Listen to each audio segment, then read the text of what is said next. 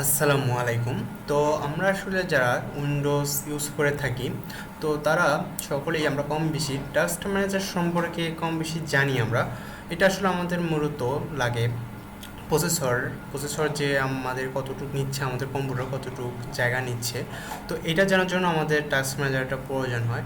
তো আজ আমরা দেখব যে কিভাবে কালিতে বা লিনাক্সে আমরা কিভাবে আমাদের টাস্ক ম্যানেজারটা আমরা দেখতে পারি, কারণ এটা আমাদের যারা আমরা কালি অপারেটিং সিস্টেম ইউজ করি মূলত তাদের, বা যারা আমরা কি ভার্চুয়াল বক্সও কালি ইউজ করে থাকি, তো আমাদের অনেক সময় দেখতে লাগতে পারে কাজে। তো আমরা আজ ওটাই দেখব। তো আমি এটা একটু জুম থাক, যেভাবে আছে দেখা যাচ্ছে। তো আমরা প্রথমে এটা শুরু করে নিয়ে আমাদের রুটে পরিণত করব।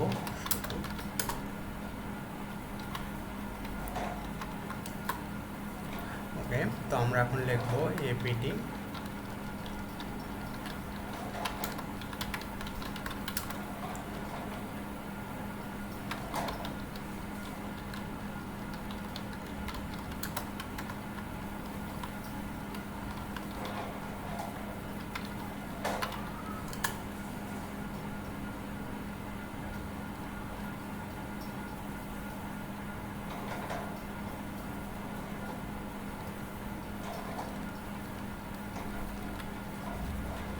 নেক্সট কমন, আমি আসলে কমনগুলো আমার ভিডিওর ডিসক্রিপশন বক্সের নিচে দিয়ে রাখবো, আপনারা সহজ ওখান থেকে পেয়ে যাবেন।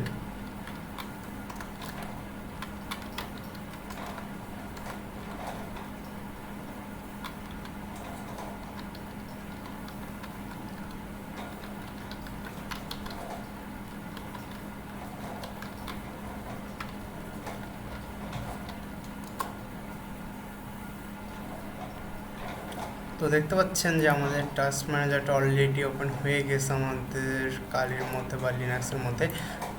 তো আমি এটা আসলে বড় করে নিচ্ছি।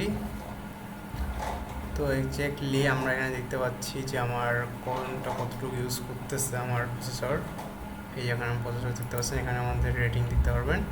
তো আমি কাজের জন্য একটা ইয়ে করতেছি, এখানে রেটিংটা দেখানোর জন্য আমি কোনো কিছু ওপেন করতেছি।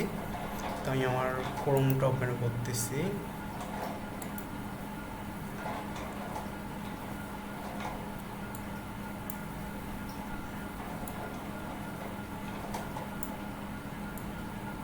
আমি যদি এখানে কোনো কিছু সার্চ করি ক্রোমের মধ্যে, তো আপনারা এখানে দেখতে পারবেন যে আমার প্রসেসর কীরকম ইউজ হচ্ছে বা আমার মেমোরি, র্যাম, এখানে সব দেখা যাচ্ছে।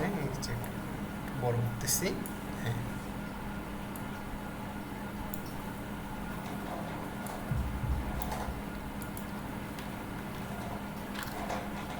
উইন্ডোজ এটাই সার্চ করি।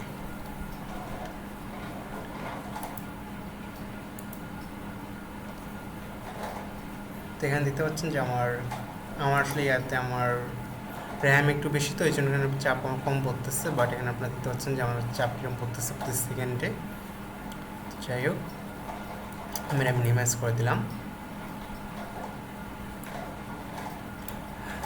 এরপর আমরা সিস্টেমে দেখতে পাই যে আমাদের মানে ফাইল সিস্টেম কীরকম, আমাদের কতটুকু সিস্টেম আমাদের ইউজ করা হচ্ছে বা আমরা কীরকমভাবে ইউজ করতেছি। আর এখান থেকে যে প্রসেসর আপনারা দেখতে পাচ্ছেন যে রুট করা আছে সব কিছু। তো আজকে এইটাই ছিল আমার ভিডিও, আশা করি আপনাদের কাজে লাগবে ভিডিওটা। তো আল্লাহ হাফেজ, নেক্সট টাইম দেখা হচ্ছে আবার পরবর্তী ভিডিওতে। ভালো থাকবেন।